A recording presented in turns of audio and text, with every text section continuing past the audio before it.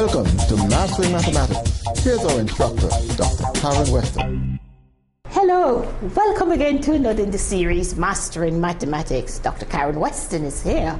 So why is the doc is in town? You know exactly there has to be the cure for the mathematics solution. So can we get that 20% increase we want? Yes, we can. This is a program sponsored by the Ministry of Education using its EBU unit and the Center for Mathematics Education along with our ABS television. Yes, we have great things because we have the prospect for technology. Just now you're going to see me, I am on the whiteboard right now, and I will be using the smartboard just soon too. And for those of us who are always just getting on the children's back and saying, oh, they just have the tablets and they're not using them for the right thing, let me tell you, they will be using them for the right thing, because you know that we have here in the ministry with Jetta and Washington Bramble working on these things that they are on YouTube and Facebook. I've been to England and they too are looking at them. So our students too, because we can see the rating and see how many students are getting on. So do not think for a minute that we are not going to be, that we are not sitting here and thinking of useful ways in which the students can use the tablets. And just this week I had discussion with somebody who is actually doing the ebook, and that too will be coming on stream very, very soon. But for the moment, our main focus is passing our mathematics exam for at the fifth form level or at school level, so that we can go out into the world and have people stop saying that Antiguans cannot do mathematics, because we can. Last time I sent you home because what are we doing now? I am specifically concerned not that the teachers are not teaching the students, but the students are not interpreting so the comprehension level is what we have to work at now. So the more we do those past papers, interpret what is being said, that is where we are right now. Because I can guarantee you, from the students I've been looking at, they have enough knowledge to pass the mathematics exam, but it's how and what they do in interpreting the mathematics operation that should be used at a specific moment for the questions. And that is what now is my concern and focus. Getting and reading the sort of language, the way in which CSEC would have used the English language in terms of setting the questions, and just showing the students how they should be depicting and taking out what is the mathematics operation. So far, yes, and again I have to tell teachers the format has changed in terms of the mathematics examination, that students are no longer just given the exam papers and then they write in a blank booklet. Oh no. The same things are here, the past, the numbers, the formula, but then the question is now written on that same paper in the same booklet that they must give up, okay? And so the question is at the top, and then students are expected to write in the space provided. We have to see to it that we start letting them be aware of something like that. Because I heard from the examination officer, a student did something wrong in terms of a question 2. It was a graph paper. Then he saw graph paper at question 4, so thought he could have done question 2 on it. No, CSEC has these things identified and coded, so you have to follow procedure. If you're not doing number 2, just leave it out, but you can't write number 2's answer where you see question 4, all right? So we have to start training them again. Yes, so the whole booklet will have to be given up. You're not giving anything on scrap paper and then you're throwing away the best of your answers. Everything is supposed to be done in this booklet. Question is at the top, and then the space provided means that is where you write your answer. The space, the size of the space does not mean that you have to try to fill it in with your answers, all right? Because for some of us, just putting the answer in the calculator, we can get it in one line. So be aware of that. But CSEC caters for all the sort of different contexts and different environments in which the exam is being written. You'd be surprised to know here in Antigua that there's some places in this world where some people have not even touched a calculator as yet. But I hope that is not many. All right, so here we are. Last time we looked at question 1. We did our question 2, but there was a last part to question 2 that I gave you and asked you to complete for your homework. And it was this that said, find the value of 2 pi times the square root of L upon G, where pi would have been equal to 3.14, L would be equal to 0.625, and G is equal to 10. So we see that right away as a substitution question. So this is what we're going to have. 2 pi root, and it is L upon G, would now be equal, when we plug in our values, 2 times, and it is 3.14, and it is the square root of 0.625 divided by 10. And we can do this quickly, even without thinking about touching the calculator, where we'll be saying 2 times 3.14, 2 times 4 would give you 8, 2 times 1, 2, with your point in 2, 3, 6, and there's the square root. And I'm sure you can see right away that if we're dividing, so we get under, we can write back the square root, and then we can be saying, here's your calculator, because I just want you to see how you can use your calculators. So even if you think you don't know and you're going point, and it is 625, and it is divided by 10, and that's equal now to, I know that this would have been equal now to 0 point, and then it would be a 0.625. All right, that is what we would have been getting for that particular one.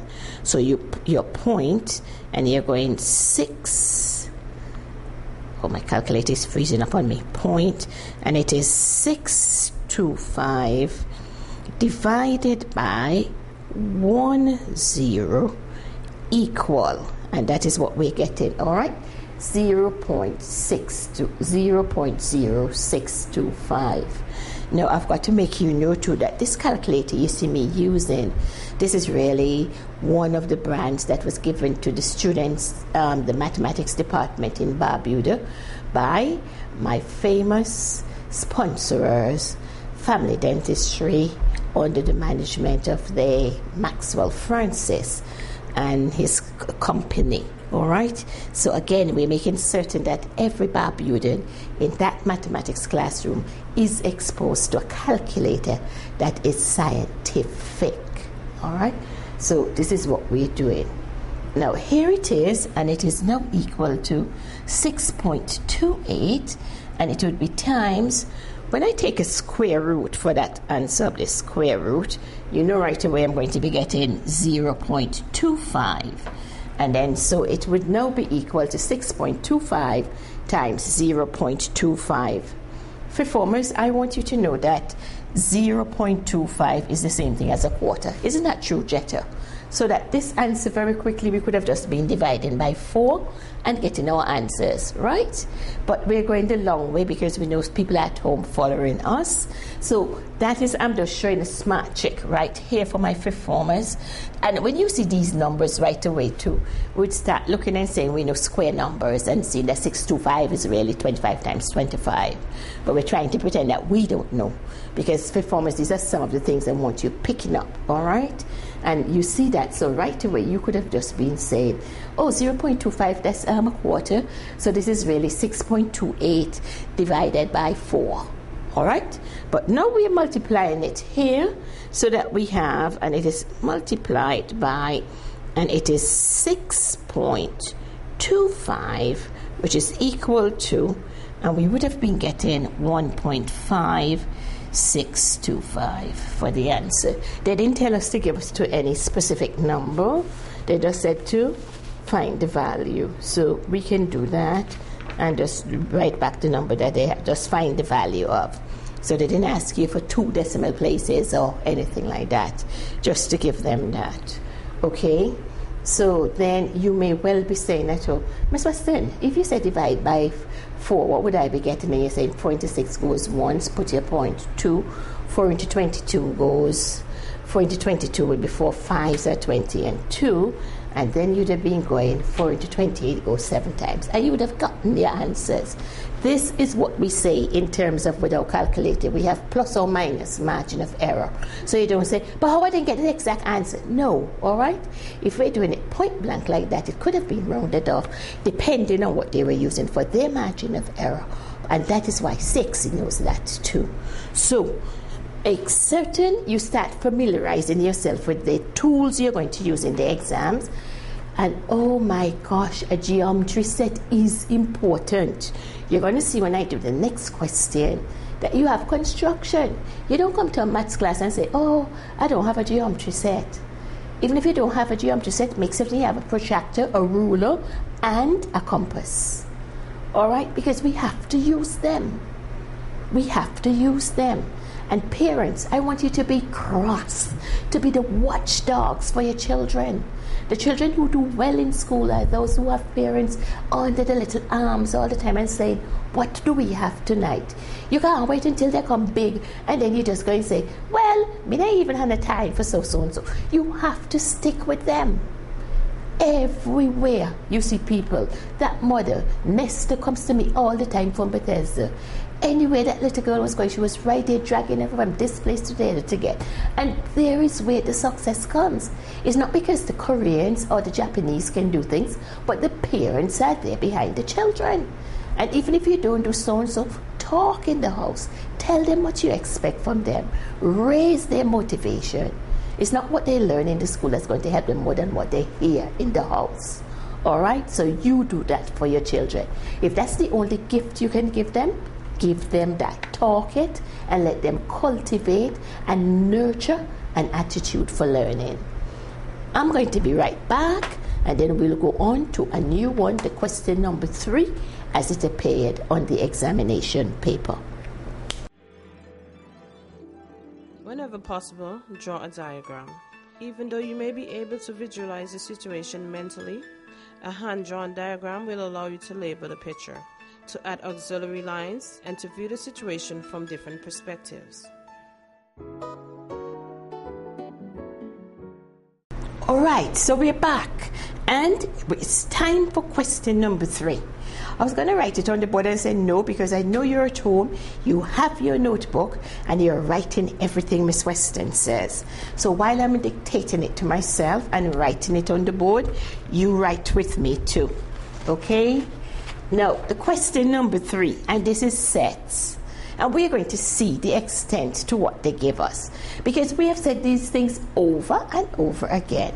Universal set, the complement of a set, the union of a set, the intersection of the set, okay, and how we get these things in terms of forming an equation, the Venn diagram, and all this. Oh, right.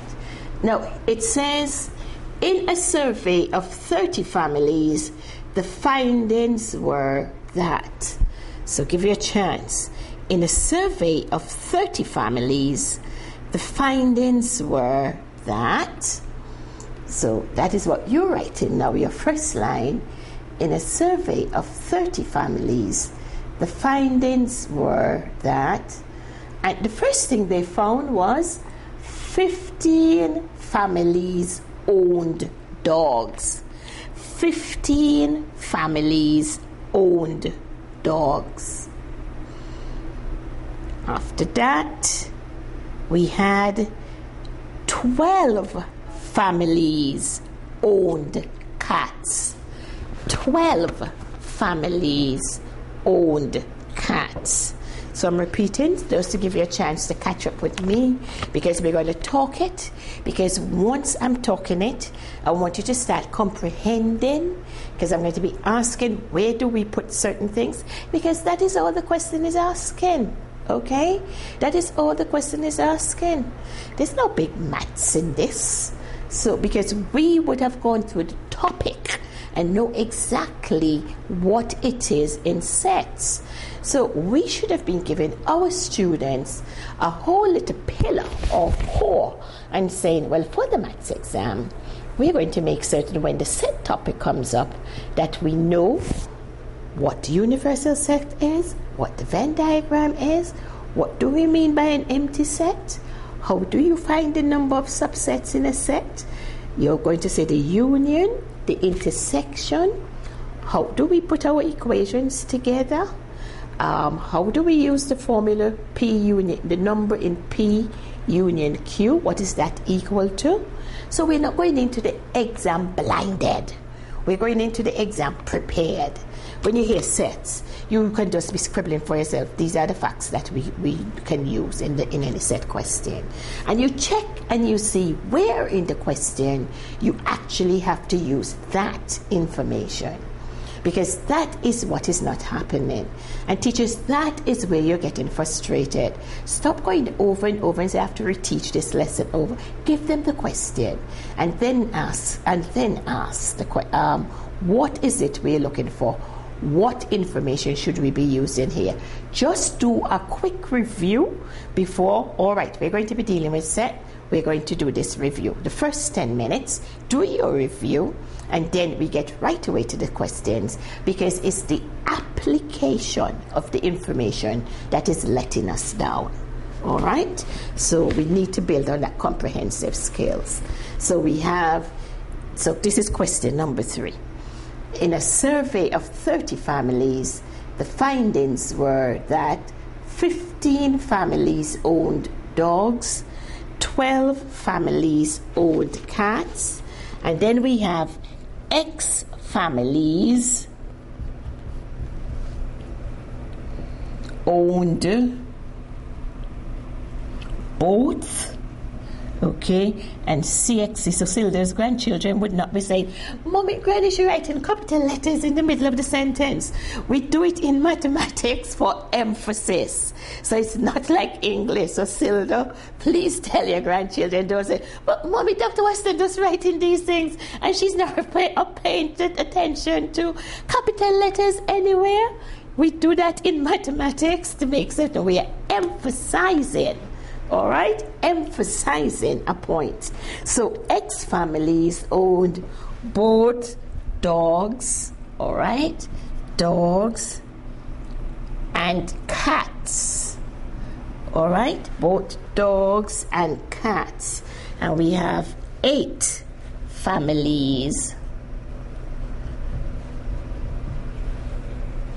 owned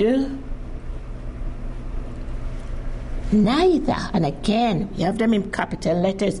So those children can't say, CSEC does everything to give you a hint that this is the key word that you should be paying attention to. Neither dogs, no, all right, no cats. Okay. And then it says, question 1 coming up. Given that, and again we're giving you, given that U equal set of families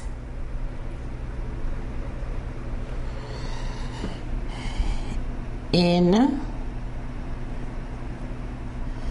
the survey, yes, so now you can write with me, the set of families in the survey, and C is equal to, and the set is like a back and forward capital question mark, families, okay, families who owned cats, okay, and D equal set of families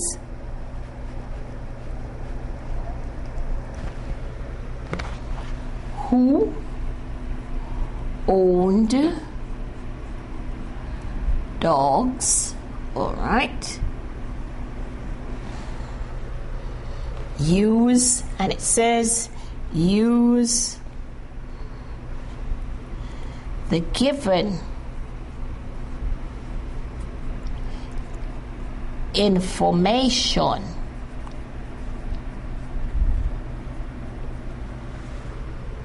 to complete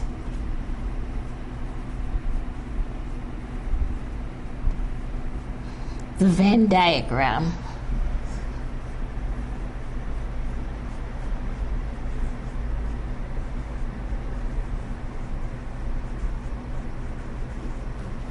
Okay? No.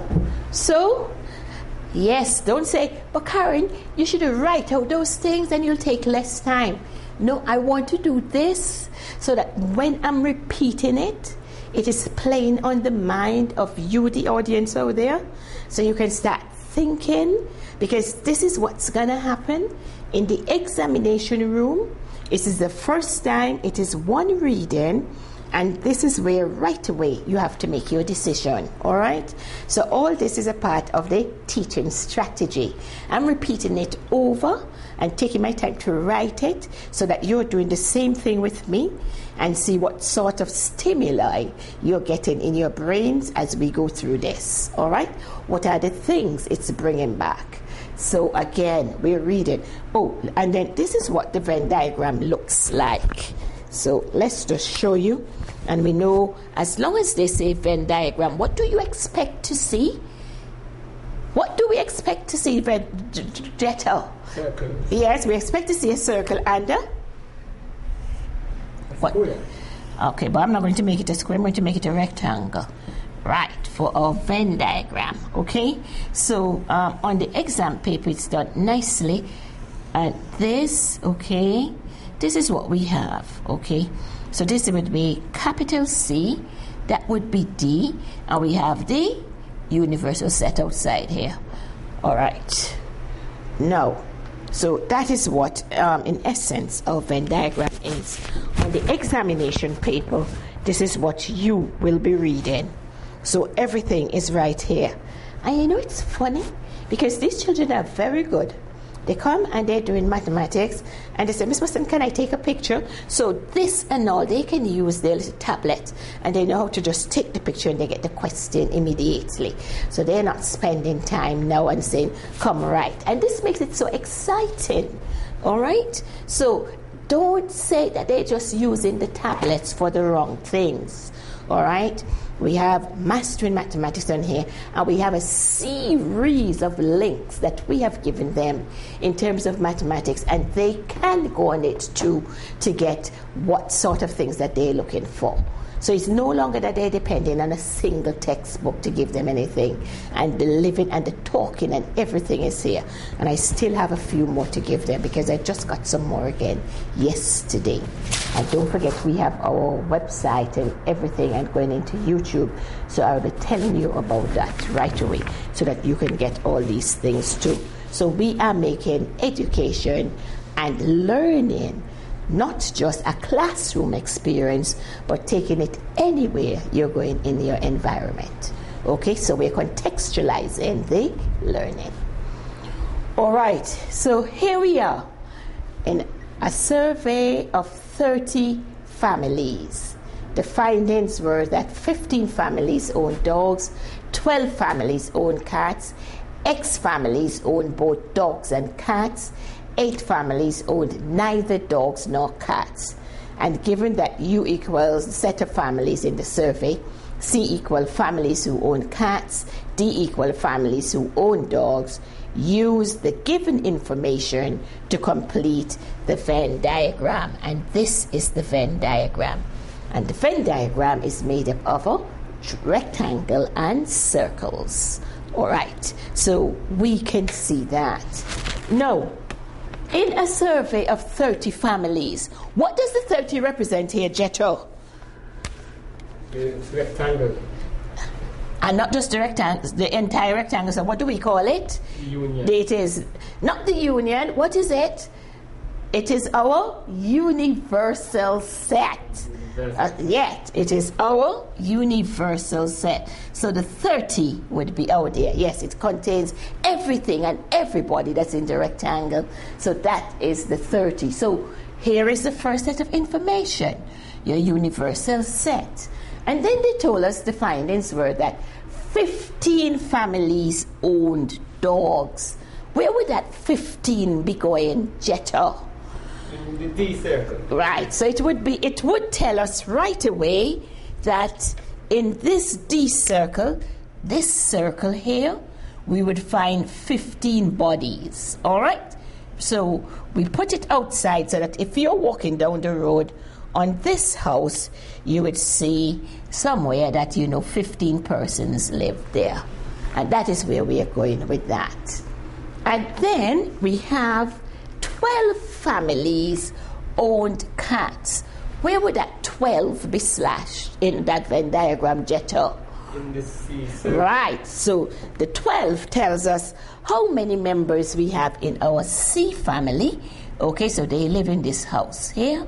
Okay, and they say that in this circle here, you would expect to find a total of 12 bodies. So you put the 12 outside there.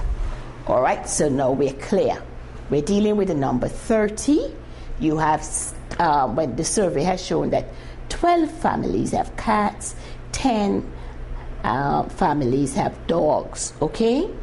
No, it says X families own both dogs and cats. Where would we put that X? In the middle. In This intersection. In the intersection, and this is our intersection, and that is where the X would go. Once we have done that, what do we know about this region out here, Jetta? What can we write out here in terms of an algebraic expression? The whole circle would contain 12 persons. X of them are sitting here. So how many would be out here? And then it would be our 12 minus X. Isn't that true? Yes. Because X would represent a number. Okay, nobody asked us to find that numbers yet, okay? So again, so that is why we know. And you would say, how are you not to write 12 minus X? Because it's the same thing as if they had said 3 persons were here and the whole house holds 12. And 3 would have been sitting there. So how many would be sitting in other places? It would be 12 minus 3. So where you have an X, you just treat it as if it's a number. It's 12 minus X.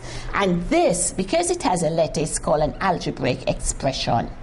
Now, what would we be doing outside here too? What would be going outside here? 15 minus And X. it would be 15 minus X. Okay, because that is in the intersection, and it means X of them are sitting here, but the whole house holds 15, so there would be 15 minus X persons to be scattered outside there. And then, where would we put the 8? So the 8 would go in our rectangle, because it says those 8 people say, I neither want cat nor dog in my yard. All right? So, right, so they'd have nothing to do with the circle, but they were in the purview where they were doing the survey. So they went to those houses too. So that is the first part that we had to do with our sets. And can you imagine, just when you're having fun, yes, the time has gone so very quickly. So we now have to tell you, you can go rest, kick up your feet for the night, go back again, learn your set, because we have the other part. This is just the first part of the question, and then we are going to show you now what the other part of the question would be asking when we come back tomorrow. So see you then. Don't get sick, keep well, and pray to your God. We will see you again on another program, Mastering Mathematics. The doctor is now checking out.